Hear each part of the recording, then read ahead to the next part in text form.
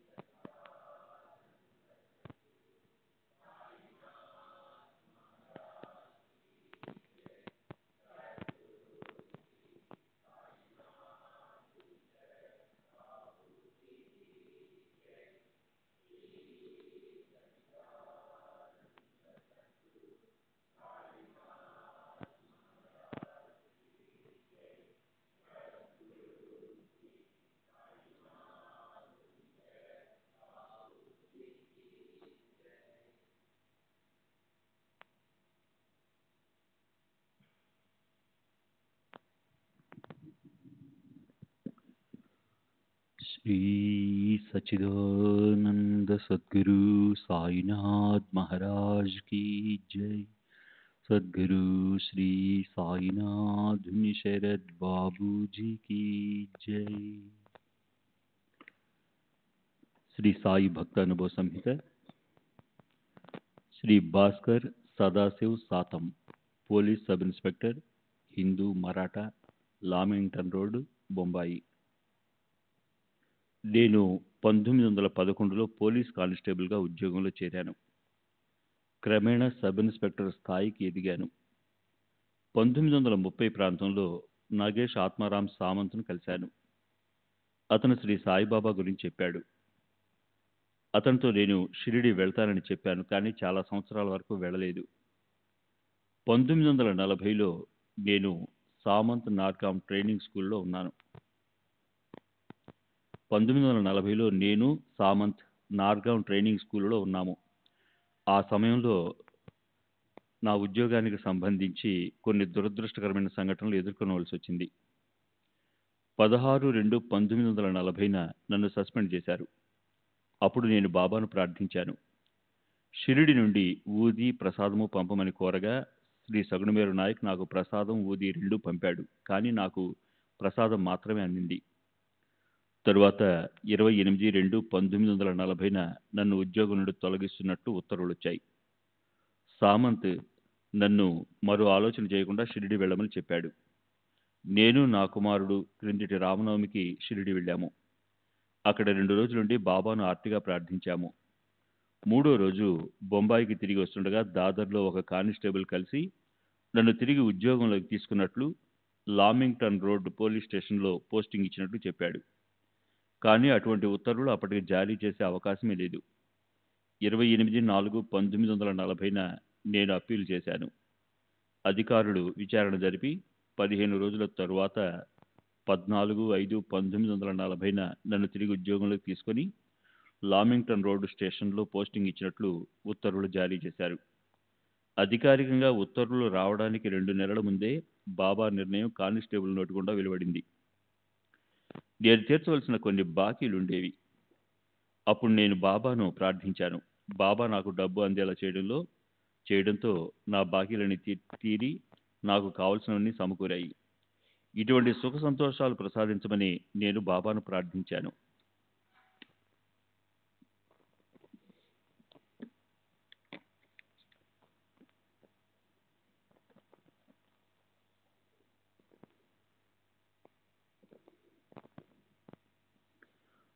శ్రీ సాయిబాబా సత్య చరిత్ర. మంగళాచరణం. ప్రారంభించిన పని నిర్విఘ్నంగా పూర్తవ్వాలని విద్వజ్జనులు మొదట మంగళాచరణతో తమ ఇష్ట దేవతల అనుగ్రహాన్ని ప్రాప్తింపజేసుకుంటారు. మంగళాచరణ అంటే అందరికీ నమస్కరించడం. అలా చేయటంలోని ఉద్దేశం సమస్త విఘ్నాలు నివారించబడి వాంఛించిన జయం సిద్ధింపజేసుకోవటమే. వక్రతుండు, దీనులను పరిపాలించేవాడు, 14 విద్యలకు అధిపతి, మంగళప్రదమైన రూపం కలవాడు, ఏనుగు తల ఉన్నవాడు అయిన గణపతికి ప్రథమ వందనం చేస్తున్నాను. కడుపులో 14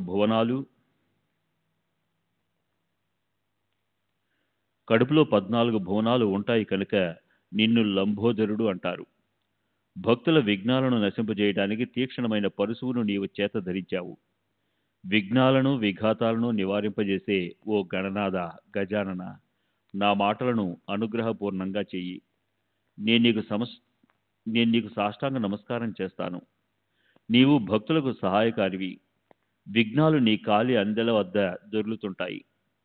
నీవు అలా అలవోకగా కన్నెత్తి చూస్తే చాలు, దారిద్ర్యం దరిదాపుల్లో లేకుండా పలాయనమవుతుంది. నీవు సంసార సాగరానికి నౌకవి. అజ్ఞానమనే అంధకారాన్ని తొలగించే జ్ఞానజ్యోతివి. నీ వృద్ధి సిద్ధులతో కలిసి నా వైపు ప్రసన్న దృక్కులను సారించు. ఓ మూషిక వాహన, విఘ్నాలనే అరణ్యాన్ని విధ్వంసం చేసే గిరిజాసుత మంగళవదన, నేను నీకు అభివందనం చేస్తాను. నిర్విఘ్నంగా కార్యం పూర్తవటానికి, శుభం కలగటానికి ఇష్టదేవతలకు నమస్కరించే ఈ శిష్టాచారం అనే పద్ధతిని నేను అవలంబిస్తున్నాను. ఈ సాయియే గజాననుడైన గణపతి. ఈ సాయియే చేత పరుశువును ధరించి విఘ్నాలను నశింపజేసి తామే స్వయంగా సవిస్తరంగా నిరూపణ చేస్తారు. ఈయనే బాలచంద్రుడు.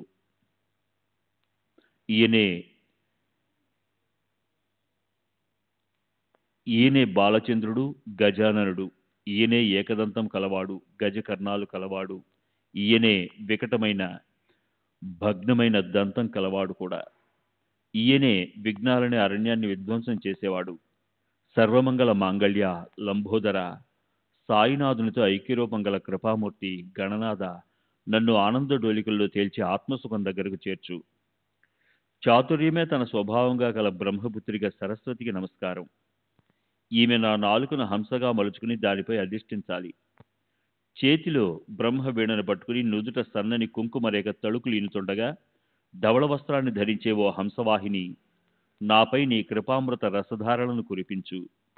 ఆ వాగ్దేవత జగన్మాత ప్రసన్నం కాకపోతే ఈ కావ్య కథా వాగ్మయం నాకు సాధ్యమవుతుందా? ఈ గాథను లిఖించడం నా వల్ల ఏ పనేనా? ఓ జగజ్జనని వేదమాత, విద్యా సంపత్తి అనే గుణరూప నది, నా ద్వారా శ్రీ సాయి సమర్థ చరిత్ర అనే ధారలను సరళ చేత త్రాగించు. శ్రీ సాయి ప్రభువు స్వయంగా భగవతి సరస్వతిగా అయి ఓంకార వీణను చేత ధరించి భక్తులను ఉద్ధరించడం కోసం స్వీయ చరిత్రను స్వయంగా గానం చేస్తున్నారు. సృష్టి స్థితి లయకారకులు మూర్తిభవించిన సత్వరజ స్తమో గుణాలే అయిన బ్రహ్మ విష్ణు మహేశ్వరులకు నమస్కారం. స్వయం ప్రకాశకులైన ఓ సాయినాథ, మా పాలిట గణపతి మీరే. మీరే బ్రహ్మ విష్ణు మహేశ్వరులు. మీరే మా సద్గురువులు. మీరే సంసార రూప నదికి నౌక. అందులో ఉన్న భక్తులమైన మాకు ఆవలి తీరాన్ని చూపాలి. ఎందుకంటే గత జన్మలకు సంబంధించి ఏదో సత్కర్మ సాధన చేసి ఉండకపోతే మాకు ఈ చరణ కమలాలు ఎలా లభించేవి? అక్కడ మాకు స్థానం ఎలా లభించేది? శ్రీ సచ్చిదానంద సద్గురు సాయినాథ్ మహారాజ్ కీ జై. సద్గురు శ్రీ సాయినాథుని శరత్ బాబూజీ కీ జై.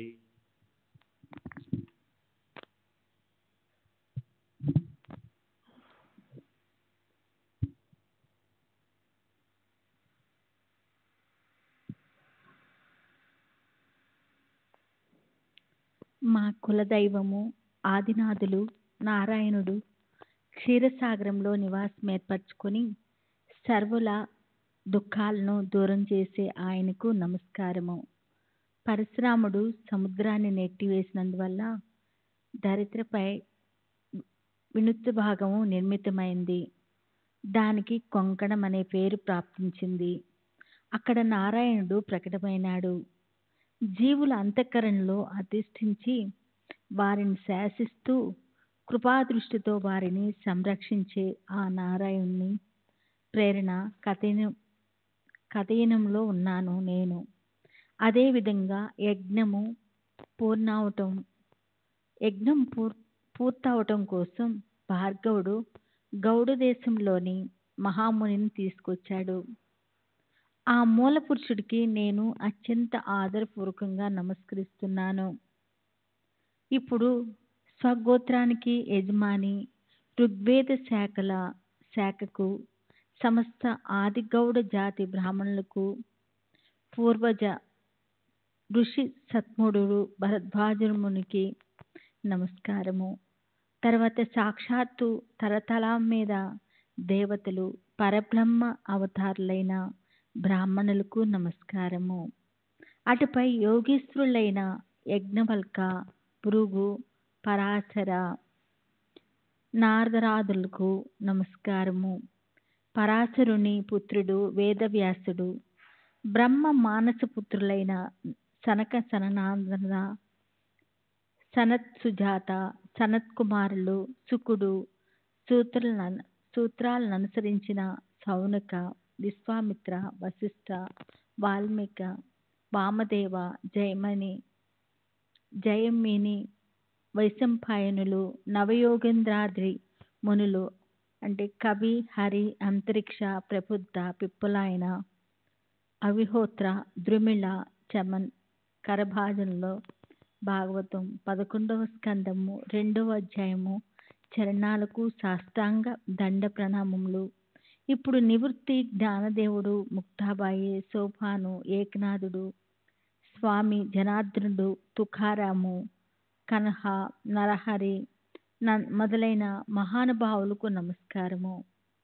అందరినీ ప్రస్తావించడానికి ఈ గ్రంథంలో అవకాశం లేదు కనుక వారందరికీ నేను ప్రణమిల్లుతున్నాను. వాని ఆశీస్సులు నాకు ప్రసాదించమని నేను ప్రార్థిస్తున్నాను. ఇప్పుడు సంసార నిరర్ధకమని తెలుసుకొని బద్రీనాథు, కేదార్నాథులో స్థిరపడిన మా తాతగారు పుణ్యశిలి సదాశివుడికి నమస్కారము. ఆ తర్వాత మెళ్ళో రుద్రాక్షమాల వేసుకొని నిరంతరము శివోపాసన చేస్తూ శివుణ్ణి ఆరాధ్య దైవంగా చేసుకున్న మా తండ్రికి వందనం చేస్తున్నాను. తర్వాత నాకు జన్మనిచ్చి అహోరాత్రులు కంటికి రెప్పలా నన్ను పోషించిన మా అమ్మకు నేను వందనం చేస్తున్నాను. ఆమె ఉపకారాన్ని నేనెంతని తెచ్చుకోను. అయితే ఆమె నన్ను పసితనంలోనే వదిలేసిపోగా మా పిన్ని నన్ను కష్టపడి పెంచింది. ఆమె నిరంతరము హరిస్మరణలోనే ఉండేది. ఆమె చరణాలపై శిరసు పెట్టి నేను నమస్కరిస్తున్నాను. అందరికన్నా పెద్దవాడు నాకు అన్నయ్య. అతని సోదర ప్రేమ అద్వితీయం. నా కోసం ప్రాణాలనైనా సరే పణంగా పెట్టడానికి సిద్ధంగా ఉండేవాడు. అతని చరణాలపై శిరసు నుంచి నమస్కరిస్తున్నాను. ఇప్పుడు నేను మీ శ్రోతలకు నమస్కారం చేస్తున్నాను. మీకు ఒకవేళ శ్రద్ధ లేదనుకోండి, అప్పుడు నాకు తృప్తి ఎలా లభిస్తుంది? గుణాల యోగ్యతను గుర్తించగలగటంలోనూ, కథను వినే విషయంలోనూ శ్రోతలకు ఉండే చాతుర్యాన్ని, ఆదుర్తాన్ని బట్టి వక్తకు మనసులో అధికాధికంగా ఉత్సాహపూర్వకమైన ఆనందం కలుగుతుంది. మీకు శ్రద్ధ లేకపోతే ఇక ఈ కథను ఉపయోగమేమిటి? కనుక నేను మీకు సాష్టాంగ నమస్కారం చేస్తున్నాను. ప్రసన్న చిత్తంతో వినమని విన్నపం చేస్తున్నాను. నాకు శాస్త్రంలో కానీ వాద్యంలో కానీ పరిచయం లేదు.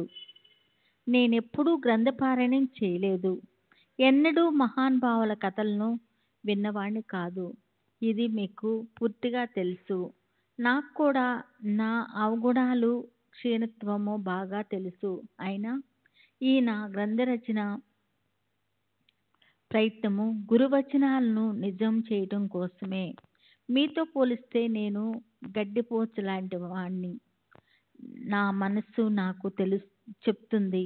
అయినప్పటికీ మీరు కృపావంతులై నన్ను యోగ్యుడిగా అంగీకరించండి.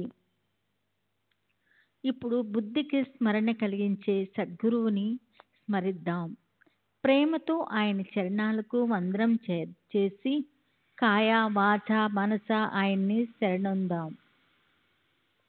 భోజనం చేసేటప్పుడు తినేవాడు మధుర పదార్థాన్ని చివరికి తిన్నట్లు ఇలా గురువందనం అనే మంచి ముద్దను తిని ఈ వందన సమర్పణ పూర్తి చేస్తాను. ఓ ఓంకార రూప, ఓ సద్గురురాయ, మీకు నమస్కారము. నీవు చరాచర ప్రాణులకు విశ్రాంతి స్థానానివి. దయామూర్తివైన నీవు నశింపులేని విశ్వమంతటికి నివాస స్థానానివి. సప్త దీపాలతో జంబు, కుశ, పక్ష, శాల్వలి, క్రౌంచ, కాక, శాఖ, పుష్కర, నవఖండాలతో ఉన్న పృథ్వీని, సప్త స్వర్గాలను, సప్త పాతాళాలను ఉత్పన్నం చేసే హిరణ్య గర్భము అంటే బ్రహ్మము యొక్క అండమే బ్రహ్మాండమని ప్రాచుర్యంలో ఉంది. ఈ బ్రహ్మాండానికి జన్మనిచ్చేదాన్ని అవ్యక్తము లేదా మాయ అంటారు. గురు మహారాజు స్వయంగా ఆ మాయను కూడా అవలి తీరంలో ఉంటారు. వారి మహిమను వర్ణించలేక వేదాలు, శాస్త్రాలు మౌనం వహించాయి. నానా రకాల యుక్తులు కూడా ఆయన్ని వర్ణించడం అనే పని చేయలేవు. అది గుర్తుంచుకోవాలి. ఓ సద్గురు, స్వాభావిక గుణము మూలాన అన్నీ మీరే అయి ఉన్నారు కనుక మిమ్మల్ని వేటితోనూ పోల్చలేం. దృష్టి కగుపించే రూపాలన్నిటినీ కూడా మీరే స్వయంగా ధరించి ఉన్నారు. అలాంటి ఓ దయామృత సాగర, సమర్థ సద్గురు, తమను తాము తెలుసుకోగల సమర్థ, గోష్ఠులన్నిటికీ అతీతంగా ఉండే ఆద్య అంతాలు లేని శ్రీ సాయినాథ, మీకు నమస్కారము. ఓ సర్వోత్తమ, నిత్యానంద, పూర్ణకామ, స్వయం ప్రకాశ, మంగళధామ, ఆత్మరామ గురువర్య, మీకు ప్రణామములు. మిమ్మల్ని స్తుతించబోయి వేదాలు, శృతులు మౌనాన్ని ధరించాయి. మరక్కడ మిమ్మల్ని తెలుసుకోవడానికి నా జ్ఞానం ఏపాటిది? ఓ కరుణానిధి సద్గురు, మీకు జయకారాలు. గోదావరి తీరంలో విహరించేవాడా, సాక్షాత్తు బ్రహ్మ విష్ణు మహేశ్వరులు దత్తావతారులు అయిన మీకు జయకారాలు. సద్గురు లేకపోతే బ్రహ్మదేవుడికే బ్రహ్మత్వం ప్రాప్తించదు. కనుక సద్గురువుకి పంచప్రాణాలతో దృష్టి తీయాలి. ఆయనకు అనన్యంగా శరణు వెళ్ళాలి. శిరస వందనం చేయాలి. చేతులతో పాద సంవహనం చేయాలి. కళ్ళతో ఆయన ముఖారవిందాన్ని అవలోకిస్తూ ఉండాలి. నాసికతో ఆయన చరణోదాకాన్ని అగ్రోహించాలి. శ్రవణాలతో సాయి గుణవర్ణన్ని వినాలి. మనసుతో సాయిమూర్తిని ధ్యానించాలి. చిత్తంతో అఖండంగా సాయిని చింతించాలి. అలా చేస్తే నిర్వర్యమైన సంసార బంధనాలు తెగిపోతాయి. సద్గురు పాదాలకు తను మన ధనాలను సర్వస్వాన్ని భక్తిపూర్వకంగా సమర్పించాలి. గురుసేవ కోసం ఆయుష్ని వెచ్చించాలి. గురునామము, గురు సావాసము, గురు కృప, గురుచరణ తీర్థము, గురు మంత్రము ఇవి ప్రాప్తించటం అత్యంత కష్టము. వీటన్నిటిలో ప్రచండమైన శక్తి ఉంటుంది. అవి భక్తులను వారికి తెలియకుండానే మోక్షద్వారం గడప దగ్గరకు తీసుకుపోతాయి. అనన్య భక్తులకి అది అనుభవంలోకి వస్తుంది. చిన్మయ గంధాలు గుంబాళించి గురు సావాసం అనే గంగాజలము మన మాలిన్యాలని కడిగేసి శుద్ధం చేస్తుంది. మనసంతా చంచలమైనది మరొకటి ఏముంది? అయినా దాన్ని కూడా అది హరిచరణాల వద్ద నిశ్చలంగా ఉంచుతుంది. శ్రీ సద్గురు చరణ సేవే మాకు వేద శాస్త్ర పురాణాలు. గురుచరణాలకు సాష్టాంగ పట్టమే మాకు యోగ యాగ తాపాది సాధనాలు. శ్రీ సద్గురు పవిత్ర నామమే మాకు వేద శాస్త్రాలు. సాయి సమర్థ అనేదే మా మంత్రము, యంత్రము, తంత్రం కూడా అదే. బ్రహ్మం సత్యము అనే ప్రజ్ఞను, మిగిలిన జగతంతా మిథ్య అనే అనుమజ్ఞానాన్ని, ఉత్తమ స్థితిని సాయిబాబా తమ భక్తులకు కలిగిస్తారు. పరమాత్మ సుఖమని, పరమానంద స్వరూప స్థితి అని, బ్రహ్మానంద స్వరూప స్థితి అనే శబ్దజాలపు గందరగోళం ఎంతో ఉంది. మన మనసుకి కేవలం పసిడి కాంతులు చిలికే ఆనందమయ వృత్తి కావాలి. ఈ వృత్తి ఒక్కసారి మనసులో ముద్రించకపోయి సదా సర్వతా ఆ ఒక్క స్థితినే పెట్టుకోగలిగిన వారి చిత్తానికి నవ్వుల విరజాదులు రాల్చే సుఖశాంతుల తృప్తిని లభిస్తాయి. అదే పరమ ప్రాప్తి. సాయి స్వయంగా వాత్సల్య జలంతో నిండిన ఆనంద వృత్తికి గని. ఉప్పొంగే కారుణ్య కడలిలా వారు సదా పరిపూర్ణులు. భక్తులు నిజంగా అదృష్టవంతులైతే వారి పరమానందానికి అవరోధం ఎన్నటికీ ఏర్పడదు. శివభక్తులు, ప్రకృతి పురుషులు, ప్రాణగతులు, దీన ప్రకాశకులు శుద్ధ బ్రహ్మ లేదా చైతన్యం యొక్క వికృతి తిరగబడ్డ రూపాలు అయి ఉన్నాయి. అవి రెండు ఒకటే అయి ఉండగా లోకులు ఆ రెంటిని వేరని భావిస్తారు. ఏకాకి నరమతే అంటే ఒక్కరిగా ఉండే క్రీడించలేడు.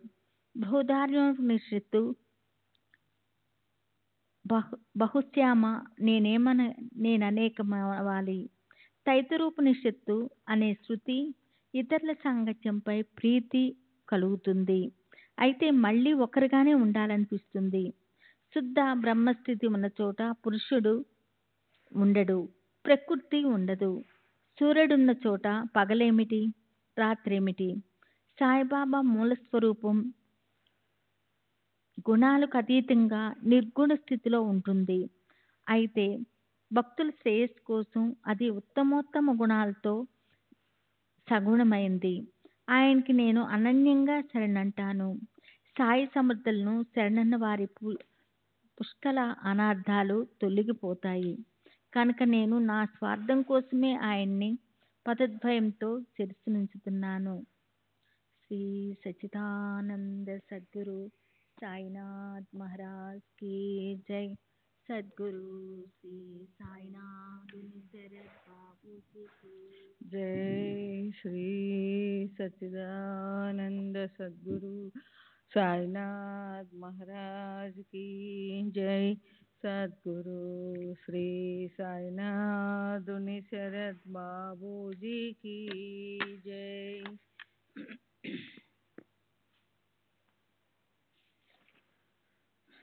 ఎవరి గొప్పతనానికి కొలమానం వాస్తవికంగా వేరుగా ఉంటుందో, ఎవరు భక్తుల సుఖం కోసం వేరుగా ఉంటారో, ఎవరు తాము స్వయంగా ఈశ్వర భక్తులై అయి ఉన్నట్లు వ్యవహరిస్తారో, ఆ రసాద్ర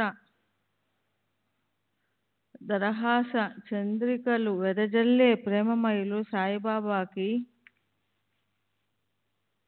నా ప్రణామం.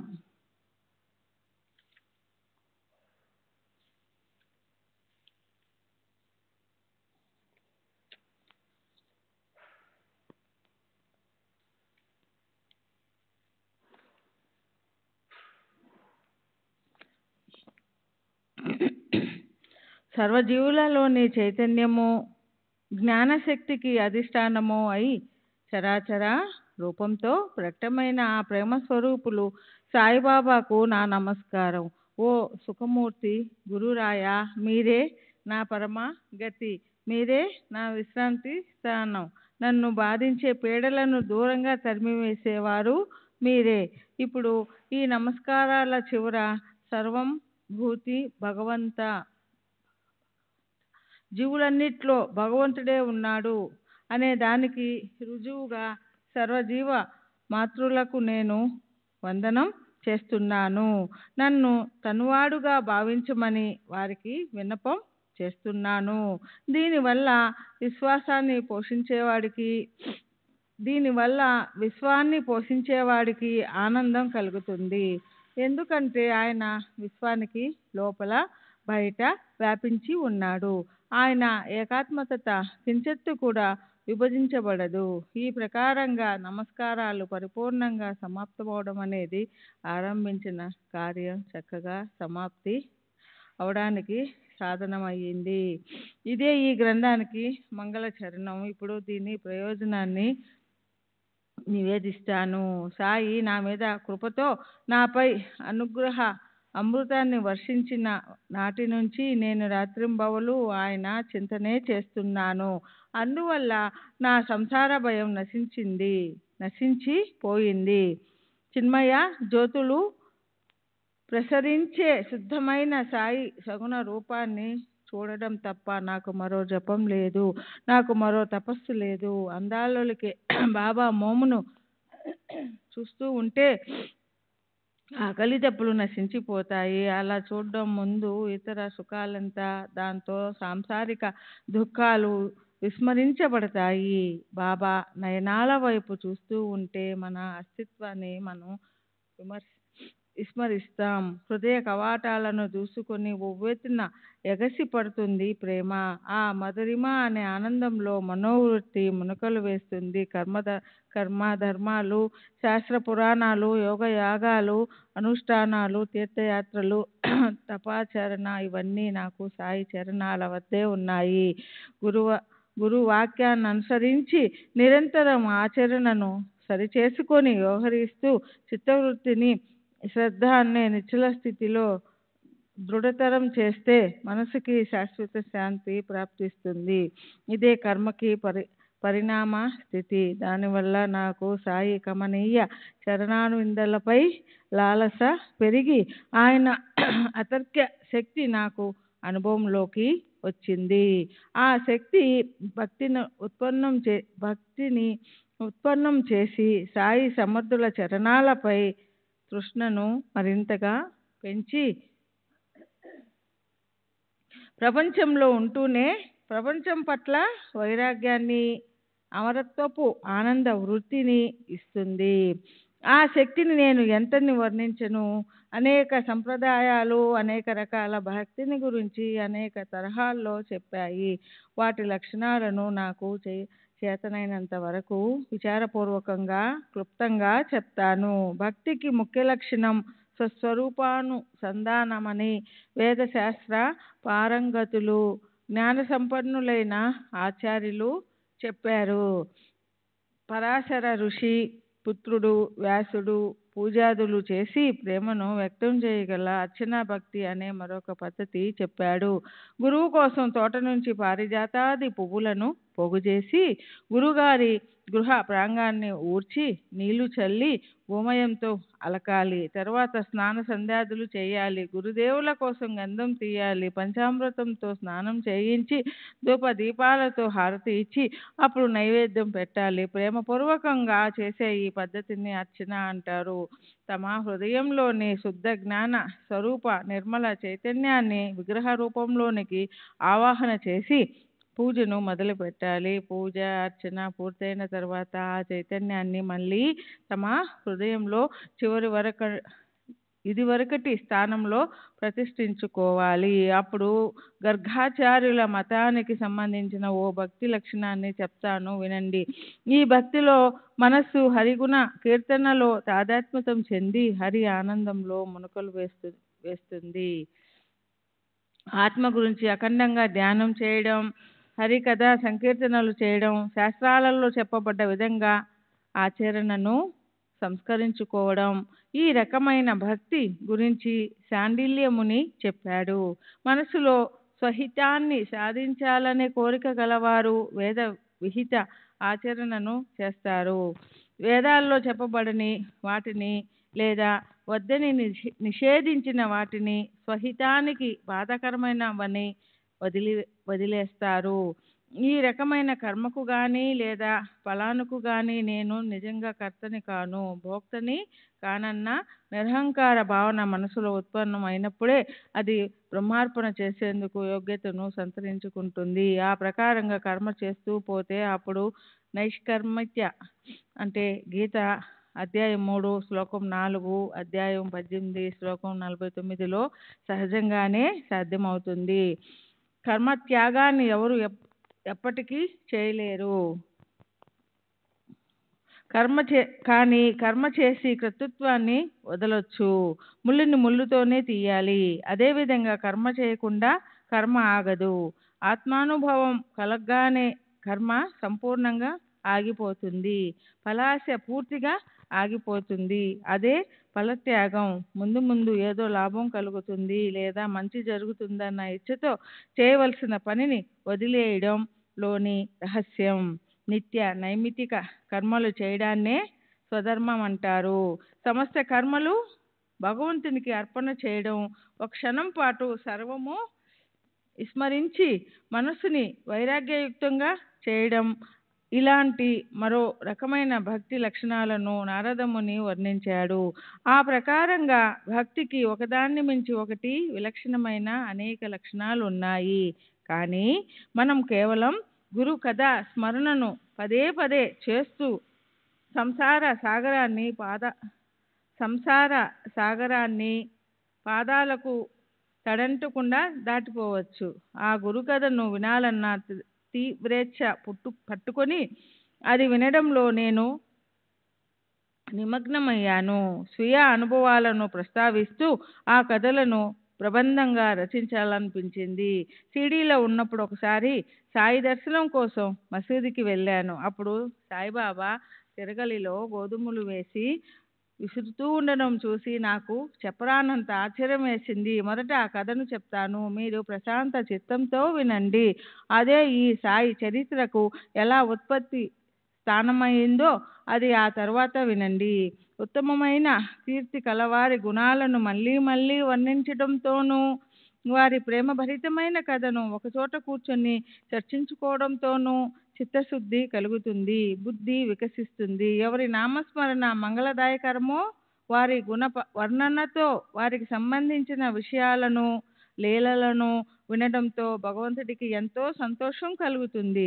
3 రకాల అంటే ఆధ్యాత్మిక, ఆది భౌతిక, ఆది దైవిక తాపాలు, క్లేశాలు నివారించబడతాయి. అందుకే ఆది భౌతిక వగైర తాపాలతో విసుగు చెందిన వారు, తమకు శుభం కలగాలన్న ఇచ్చ కలవారు, ఆత్మానుభవాన్ని పొందాలనే తపన ఉన్నవారు మహాత్ముల పాదాలను ఆశ్రయించి అనేక ప్రత్యక్ష అనుభవాలను ప్రాప్తింప చేసుకుంటారు. సరే, ఇప్పుడు శ్రద్ధగా ఈ మధుర వృత్తాంతాన్ని వింటే బాబా ఒలికించే కరుణ సుధలను చూసి ఆశ్చర్యం అనిపిస్తుంది. ఒకరోజు ఉదయాన్నే పళ్ళు తోముకొని ముఖం కడుక్కొని బాబా తిరగలితో విసరడం మొదలెట్టారు. చేత్తో చేటపుచ్చుకొని ఆయన గోధుమ బస్తా దగ్గరికి వెళ్ళారు. ధాన్యం కొలిచే పాత్రతో చేటలో గోధుమలు పోశారు. తర్వాత మరో ఖాళీ గోతముని నేలపై పరిచి దానిపైన తిరగలి పెట్టారు. విసిరేటప్పుడు వదులు కాకుండా తిరగలిని పిడిని గట్టిగా బిగించారు. చొక్కా చేతులు పైకి లాక్కొని కప్ని సవరించుకొని కాళ్ళు జాపి తిరగలి ముందు కూర్చున్నారు. నాకు మనసులో ఎంతో ఆశ్చర్యం కలిగింది. ఇలా విసిరడంలో ఈయన ఉద్దేశం ఏమిటి? ఏది పోగు చేసుకొని బికారికి ఈ చింత ఎందుకు? సరే, బాబా ఏమి పట్టించుకోకుండా చేత్తో పిడి పట్టుకొని తల కిందకు వంచి తిరగలితో విసురుతూ నిశ్చంతగా ఒక రోజుకి కావాల్సిన ధాన్యాన్ని విసిరి తిరగలికి బదులు తిరగలికి బయట ఓ పక్కగా పెట్టారు. ఎందరో మహానుభావులను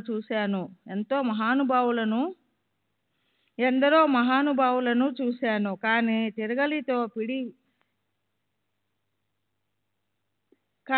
తిరగలితో పిండి విసిరే వాళ్ళని ఈయనొక్కరినే చూశాను. గోధుమలను విసిరడంలో సుఖమేమిటో, అందులో కౌతుకమేమిటో ఆయనకే తెలియాలి. జనం ఆశ్చర్యచకితులై ఇదంతా చూడసాగారు. అయితే బాబా దాంతో ఏం చేస్తారని అడిగే ధైర్యం ఎవరికీ కలగలేదు. ఈ విషయం గ్రామంలో వ్యాపించి స్త్రీ పురుషులు ఒక్కొక్కరే రాసాగారు. పరుగున వచ్చి స్త్రీలు అలసిపోయారు. వారిలో 4 స్త్రీలు మసీదు మెట్లు పైకి పోయి బాబా చేతిని గట్టిగా పట్టుకుని ఆయన చేతి నుంచి తిరగలి పిడి లాక్కున్నారు. బాబా వాళ్ళతో పోట్లాడడం మొదలెట్టారు. కానీ వాళ్ళు అదే పనిగా విసురుతూ బాబా లీలలు గుణగానం చేస్తూ బాబా గీతాలు పాడడం ప్రారంభించారు. ఆ మహిళల ప్రేమను చూసి బాబా ఉట్టుట్టి కోపం శాంతించింది. కోపం ప్రేమగా రూపాంతరం చెందింది. బాబా అందంగా సౌందర్య దరహాస చంద్రికలు ఒలికించారు. 4 సేర్లు విసరడం జరిగింది. చేట ఖాళీ అయిపోయింది. అప్పుడు ఆ స్త్రీల మనసులో తలంపుల తరంగాలు అపరిమితంగా నర్తించాయి. వాళ్ళు తర్కించుకోవడం మొదలెట్టారు. బాబా స్వయంగా రొట్టె తయారు చేసుకోరు, వారు భిక్ష చేసి జీవిస్తారు. ఆయన ఈ పిండితో ఏం చేస్తారు? ఆయనకు భార్య లేదు, పిల్లలు లేరు, ఇల్లు వాకిలు లేవు, సంసారం లేదు, ఆయన ఏకాకి. ఆయనకి ఇంత గోధుమ పిండి ఎందుకు అనుకున్నారు. ఒక ఆమె ఇలా అన్నది, బాబా పరమ దయాసాగరులు, మన కోసమే వారి ఈ లీల. ఇప్పుడు ఈ పిండి అంతా మనకిస్తారు, దీన్ని 4 భాగాలు చేసి ఒక్కొక్కరికి ఒక్కొక్క భాగం ఇస్తారు అని ఆ మహిళలు మనసులో అనుకున్నారు. శ్రీ సచ్చిదానంద సద్గురు సాయినాథ్ మహారాజ్ की जय. సద్గురు శ్రీ సాయినాథ్ నిసరత్ బాబూజీకి జై. కానీ బాబాకే ఎరుక. ఇది ఎవరికీ అంతు చిక్కదు. అయితే లోభత్వం వల్ల స్త్రీల మనసుల్లో బాబాని దోచుకోవాలన్న ఆలోచన కలిగింది. తరువాత గోధుమలన్నీ అయిపోయాయి. పిండి తయారైంది. తిరుగలని గోడ కానించి పెట్టి ఆ స్త్రీలు చేటలో పిండిని నింపుకొని దాన్ని తమ ఇళ్లకు తీసుకెళ్లడానికి సిద్ధమైనారు. అప్పటిదాకా బాబా పెదవి విప్పి ఓ చిన్న మాటైనా మాట్లాడలేదు. అయితే ఆ స్త్రీలు ఆ పిండిని 4 భాగాలు చేశారో లేదో, వెంటనే బాబా ఏమన్నారో చూడండి. మీకేమన్నా పిచ్చా? ఇది ఎక్కడికి తీసుకుపోతున్నారు? మీ బాబుగాడి సొమ్మని తీసుకుపోతున్నారా? పోండి, ఈ పిండిని గ్రామ పొలిమేరలో ఉన్న శివ అనే పేరుగల కాలువ ఒడ్డున పూర్తిగా చల్లండి. ముండల్లారా, తేరహా తిందామనుకుంటున్నారా? నన్ను దోచుకోవాలని ఉరుకులు పరుగుల మీద వచ్చారు. నేనేమన్నా మీ గోధుమలని మీ దగ్గర నుండి అప్పుగా తీసుకున్నానా? అందుకే దాని పిండి మీరు తీసుకెళ్దామని చూస్తున్నారా? అది విని ఆ స్త్రీలు మనసుల్లో సిగ్గుపడ్డారు. లోభం వల్ల అవమానాన్ని ఎదుర్కోవలసి వచ్చిందని ఒకరితో ఒకరు చెవుల్లో గుసగుసలాడుకుంటూ వెంటనే పిండిని పొలిమేరలో చల్లటానికి వెళ్ళిపోయారు. బాబా అసలు ఈ పని ఎందుకు మొదలు పెట్టారో, ఆ పనికి కారణమేమిటో మొదట్లో ఎవరికీ తెలియలేదు. అయితే కొంచెం ఓర్పు వహిస్తే ప్రేమ గంగా జరీ తరంగాలను ప్రవహించే బాబా ఇలా ప్రవర్తించటానికి కారణమేమిటో తెలుస్తుంది. తరువాత నేను అక్కడ ఉన్న వారిని బాబా అలా ఎందుకు చేశారని అడిగాను. అప్పుడు వారు అలా చేసి బాబా కలరాను పూర్తిగా నిర్మూలించారు. అవి గోధుమలు కావు, కలరా అంటువ్యాధి. దాన్ని పిండి చేయటానికి ధాన్యంలాగా తిరగలిలో మెల్లమెల్లగా వేసి ఆ పిండిని గ్రామ పొలిమేరలో పైపైన చల్లించారు. సరే, ఈ ప్రకారంగా కాలువ ఒడ్డున పిండిని చల్లినప్పటి నుంచి రోహం తిరుగుముఖం పట్టి గ్రామానికి చెడు రోజులు పోయాయి. అలా బాబా కౌశలం అవగాహనకు అందని విధంగా ఉంటుంది. గ్రామంలో కలరా మహమ్మారి వ్యాపించి ఉంది. దాన్ని తరిమేసే ఉపాయాన్ని సాయినాథులు అలా చేశారు. రోహం తగ్గుముఖం పట్టి గ్రామంలో ప్రశాంతి వెల్లువిరిసింది. పిండి విసిరే ఆ దృశ్యాన్ని చూసి నాలో ఆసక్తి చెలరేగింది. ఈ పనికి దాని పరిణామానికి సంబంధం ఎలా ఏర్పరచాలి? దాన్ని ఎలా సమన్వయపరచాలి? అసలు గోధుమలకు కలరాకు సంబంధమేమిటి? కల్పన కూడా చేయలేనటువంటి అలాంటి పనికి కారణం చూసి దాని గురించి కావ్యాన్ని లిఖించాలన్న సంకల్పం కలిగింది. క్షీరసాగరంలో ఎగిసిపడే అలల్లా నా హృదయంలో రసరమ్య రాహ మధురముల ప్రేమ ఉప్పొంగింది. బాబా కారుణ్యమయ కమనీయ గాథను మనసారా పాడుకోవాలి అనిపించింది. మంగళాచరణ పూర్తి అయింది. బంధువులకు మహాత్ములకు నమస్కరించుకోవడము అయింది. సద్గురు వందనం పూర్తి అయింది. నేను హేమాత్ పంతును శ్రీ సాయినాథులకు శరణు వచ్చాను. తరువాతి అధ్యాయంలో గ్రంథ ప్రయోజనం, గ్రంథకర్త యోగ్యత, అనుబంధాలను నా బుద్ధికి తోచినట్లు తెలియచేస్తాను. శ్రోతలు స్వస్థ చిత్తంతో వినాలి. అలాగే శ్రోతలకు వక్తకు శ్రేయస్సు కలిగించే ఈ శ్రీ సాయి సచ్చరితను రచించిన హేమాత్ పంత్ ఎవరు అన్న విషయం కూడా తరువాత చెప్పబడుతుంది. సర్వులకు శుభమస్తు. ఈ ప్రకారంగా సాధు సత్పురుషులు ప్రేరణ కలిగించిన భక్త హేమాత్ పంత్ రచించిన శ్రీ సాయి సమర్థుల సత్య చరిత్రలో మంగళాచరణం అనే పేరు గల మొదటి అధ్యాయం ముగిసింది. శ్రీ సద్గురు సాయినాథార్పణమస్తు. శుభం భవతు. 1వ అధ్యాయానికి పరిపూర్ణ వివరణ. పైన 132 ఓవి నుండి 136వ ఓవి వరకు బాబా గోధుమలు విసిన పనికి అర్థమేమిటో సిరిడి గ్రామస్తులు హేమాత్ పంత్కి చెప్పారు. అది కాక ఆ పనికి మరో ఆధ్యాత్మికపరమైన అర్థాన్ని శ్రీ నాహేష్ వాసుదేవ గుణాజీ అను శ్రీ సాయి సచ్చరిత్ర అనే ఇంగ్లీషు సంక్లిష్ట అనువాద గ్రంథంలో చెప్పారు.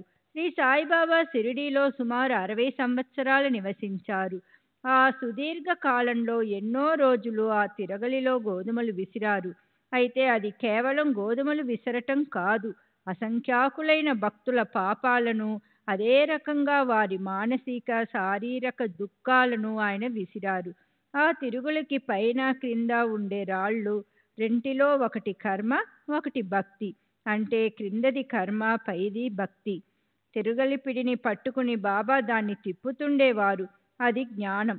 బాబాకున్న దృఢ విశ్వాసం ఏమిటంటే మన సమస్త ఆశలు, ఆకాంక్షలు, పాతకాలు, సత్వరజ తమాలనే తిరుగుణాలు, మనలో ఉండే సూక్ష్మము వదలటానికి కఠినము అయిన అహంకారాలను సత్కర్మ, భక్తి, జ్ఞానాల సాయంతో తిరుగల్లో మొదట విసరకపోతే ఆత్మజ్ఞానం లేదా ఆత్మ సాక్షాత్కారం ప్రాప్తించడం సాధ్యం కాదు. దీని గురించి సంత కబీరు చెప్పిన ఇలాంటిదే ఒక కథ గుర్తొస్తుంది. ఒకసారి ఒక స్త్రీ తిరుగలిలో విసురుతుంటే చూసి కబీరు, ఆయన నిపత్తి నిపతిరంజన్ గురువుతో ఇలా అన్నారు. నాకు ఏడుపు వస్తుంది. ఎందుకంటే ఆ తిరహలిలో విసరబడుతూ పిండి అవుతున్న ధాన్యంలాహే సంసార చక్రంలో పిండైపోయి కష్టం గురించి నాకు తెలిసింది. దానికి నిపత్తి నిరంజన్ ఇలా అన్నారు.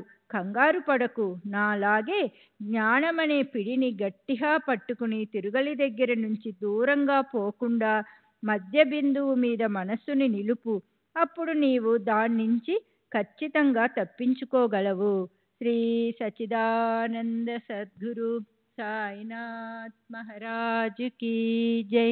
సద్గురు శ్రీ సాయినాథని శరత్ బాబూజీ కీ జై.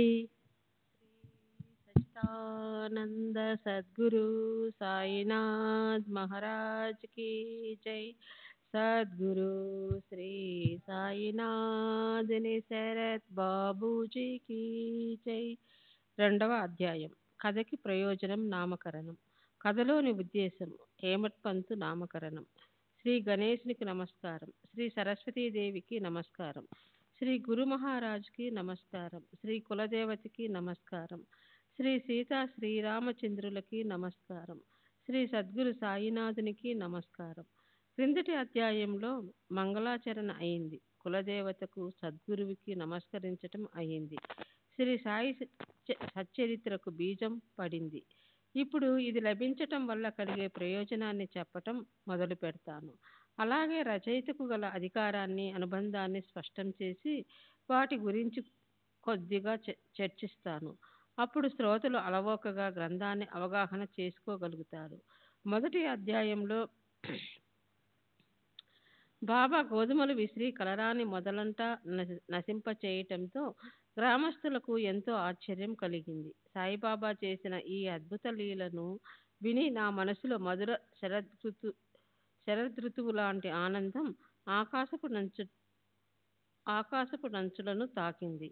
నా జీవన నాడుల దారుల్లో ప్రేమ వెల్లువ ఉవ్వెత్తున ఎగిసిపడింది. అదే ఈ సాహిత్య పరిమళాలు వెదజల్లే కావ్య రూపంలో ప్రకటమైంది. కనుక సాయిబాబా మహిమలను మనసుకు తోచిన విధంగా వర్ణించాలని, అలా చేస్తే అవి భక్తులకు ప్రబోధాత్మకంగాను పాప ప్రక్షాళనం చేసేవిగాను ఉంటాయనిపించింది.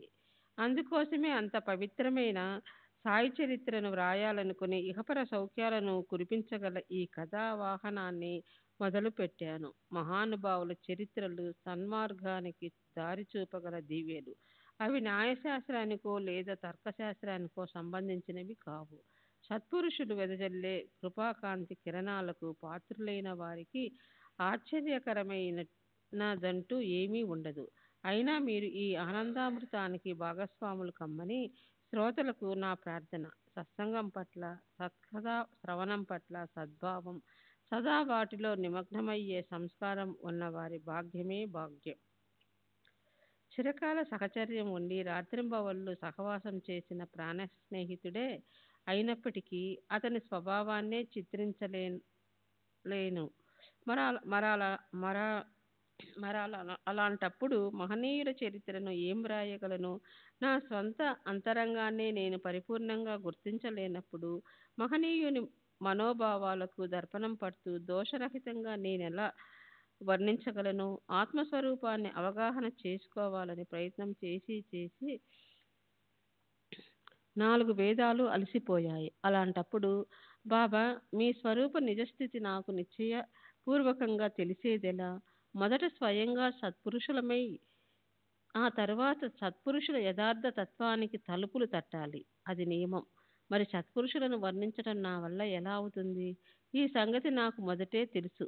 సప్త సముద్రాల్లోని ఉదకాన్ని అవలీలగా కొలవచ్చు, అనంతమైన ఆకాశాన్ని కూడా ఆచ్ఛాదించవచ్చు. కానీ మహనీయుల బుద్ధిని ఆకలింపు చేసుకోలేం. నేను అల్ప మానవున్నని నా మనసుకు బాగా తెలుసు. కానీ అపరిమితమైన బాబా గొప్పతనాన్ని చూసి నాకు దాన్ని గానం చేయాలన్న కోరిక కలుగుతుంది. నేను దాన్ని ఆపుకోలేకపోతున్నాను. దీనులకు, దుర్బలులకు విశ్రాంతి స్థానమైన శ్రీ సాయిరాజా, మీకు జయాకరాలు. మీ మాయ అంతుపట్టనిది, అది అవర్ణనీయం.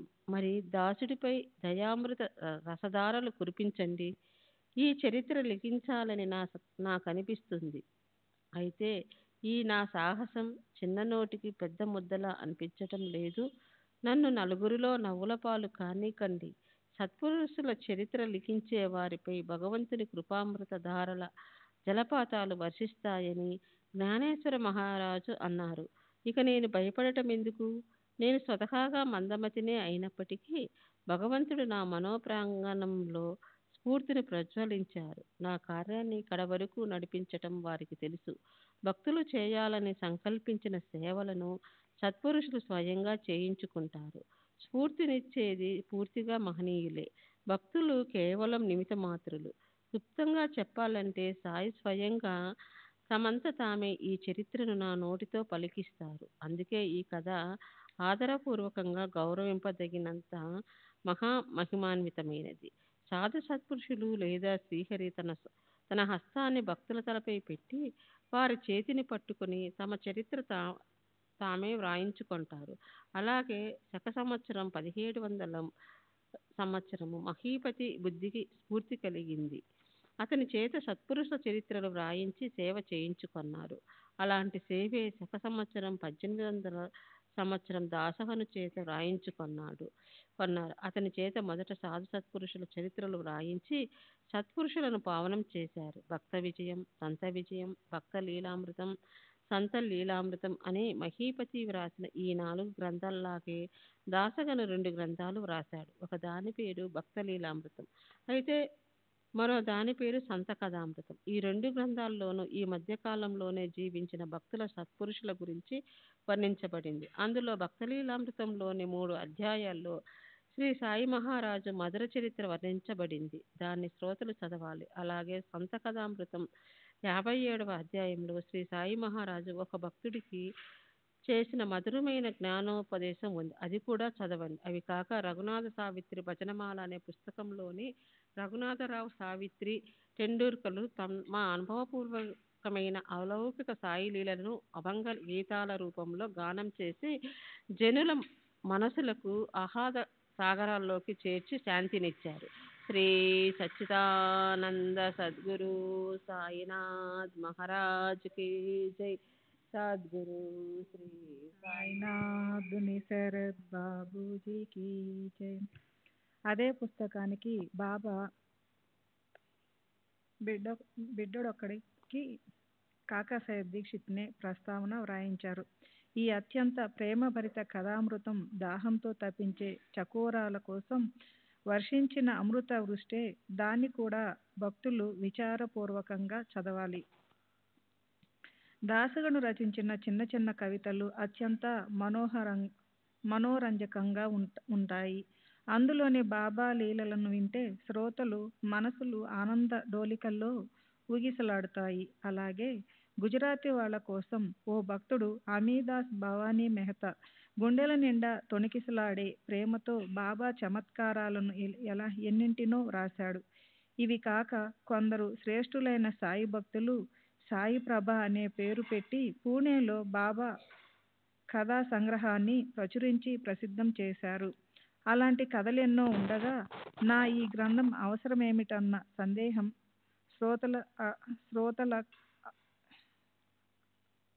శ్రోతలక్క అవ్వచ్చు. అయితే ఈ సందేహాన్ని దూరం చేస్తాను వినండి. సాయి చరిత్ర అనంతము అపారము. తన గర్భంలో అమూల్య రత్నాల గనులను నిక్షిప్తం చేసుకున్న మహాసాగరమే ఇది. చిన్న పిట్టల్లాంటి నేను దాన్నెలా ఖాళీ చేయగలను? అది అసలు ఎలా జరుగుతుంది? అలాగే శ్రీ సాయి నిగూఢ చరిత్రను సంపూర్ణంగా వర్ణించటం అనేది నాకెన్నటికీ సాధ్యం కాదు. నా శక్త్యానుసారం చెప్తాను, తృప్తి పొందండి.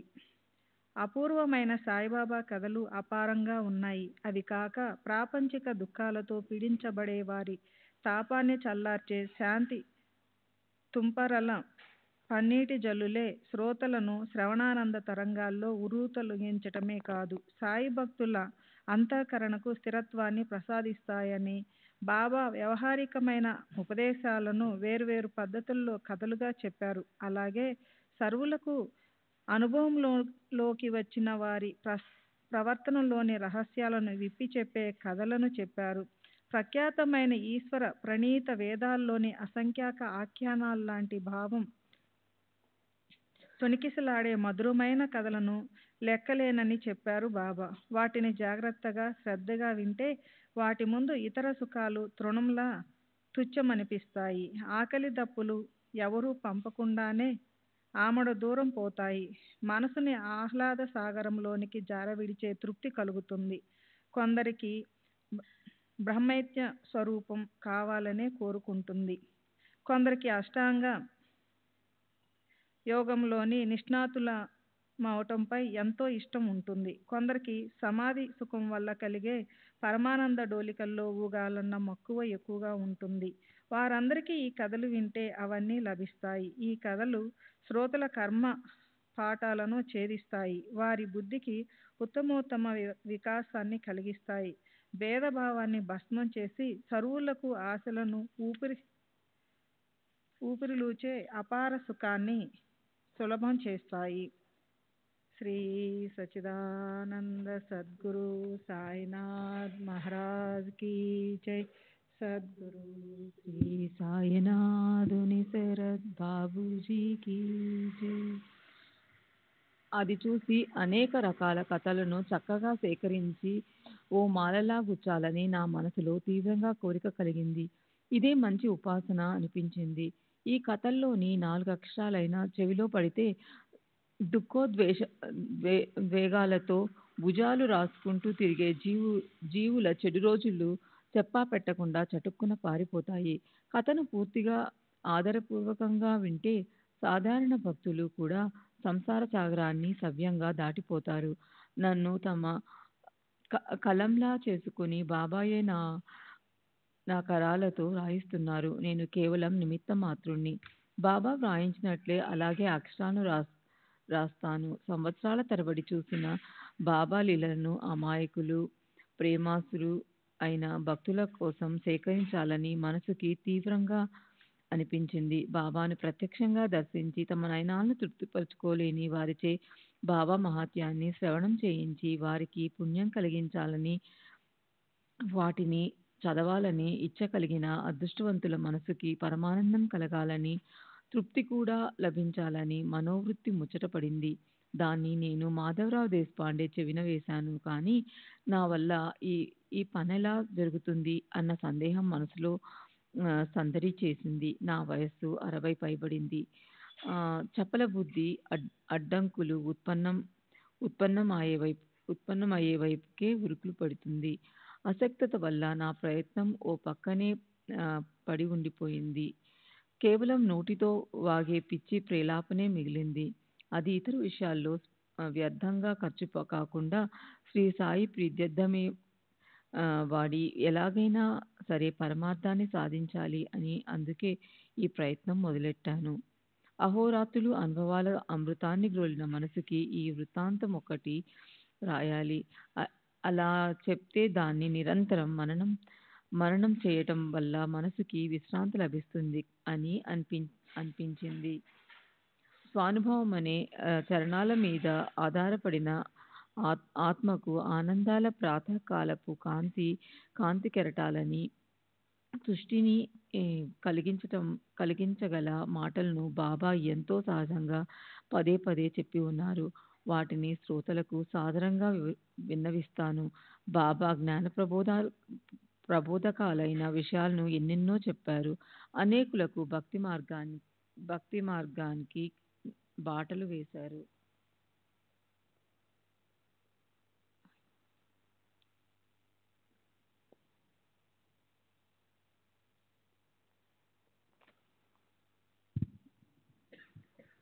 వాటిని సమగ్రంగా సేకరించాలి. అప్పుడు సాయిబాబా చరిత్ర రూపుదిద్దుకుంటుంది. ఆ కమనీయ గాథను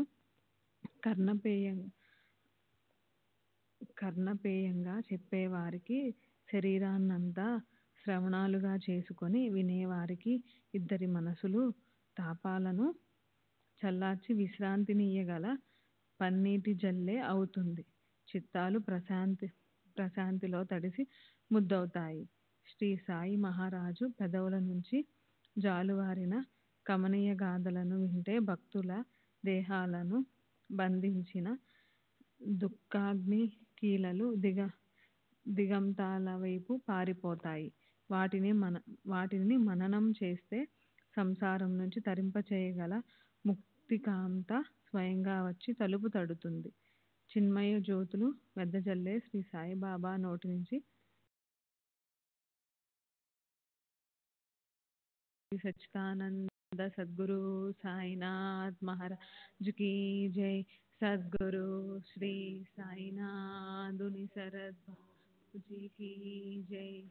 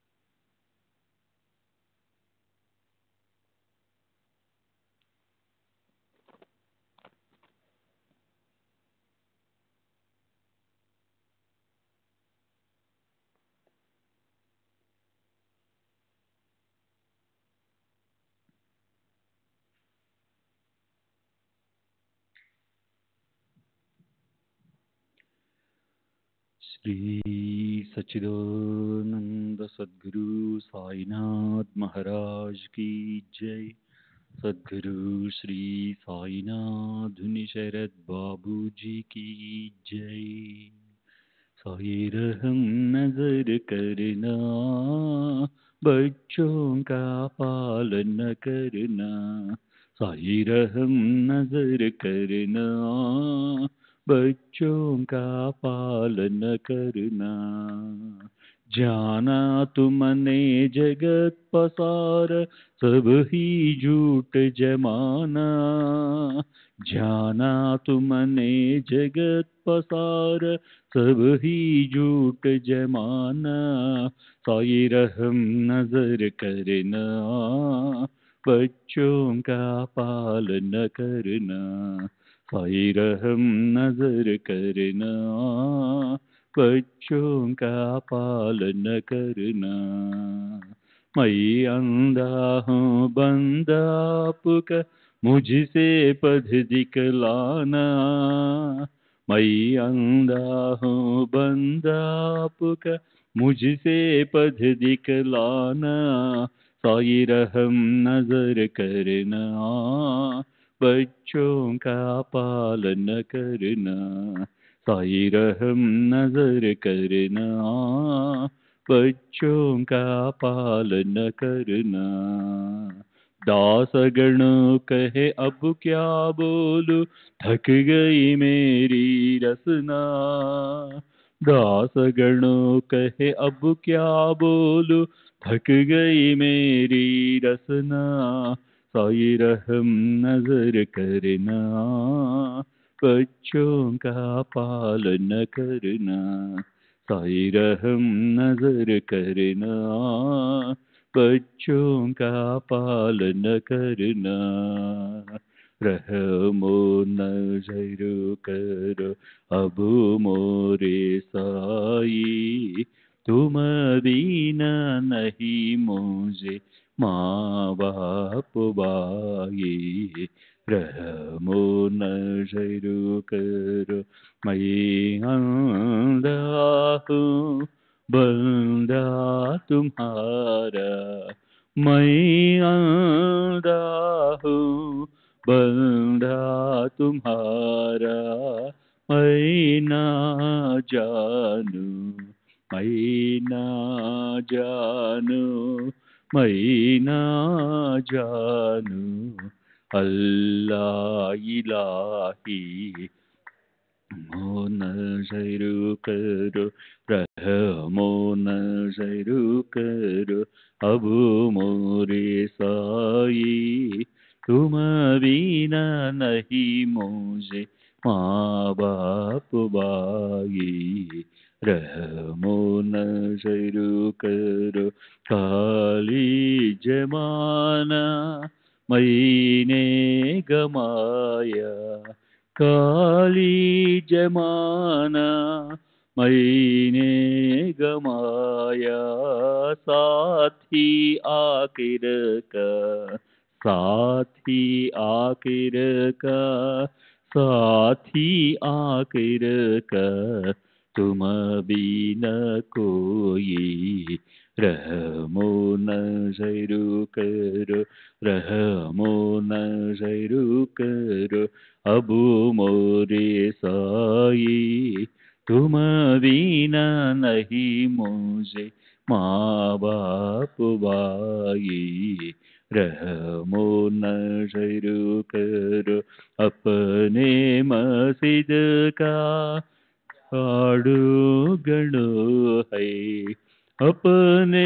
मस्जिद का झाड़ू गणो है, मालिक हमारे, मालिक हमारे, मालिक हमारे, तुम बाबा साई, रहमो नजर करो, रहमो नजर करो अब मोरे साई, तुम बिना नहीं मुझे माँ बाप भाई, रहमो नजर करो।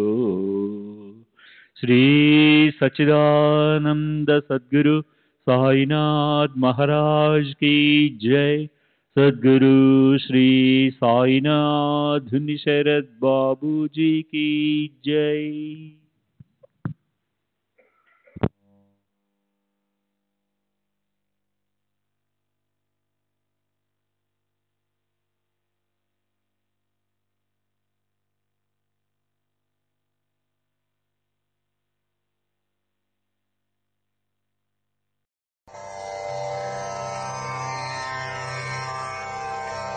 श्री सच्चिदानंद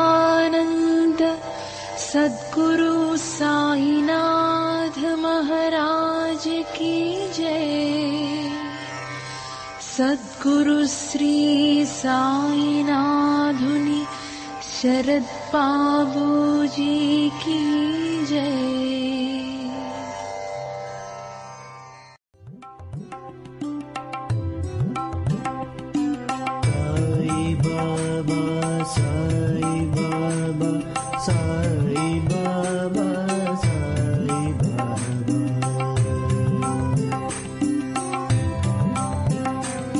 Sai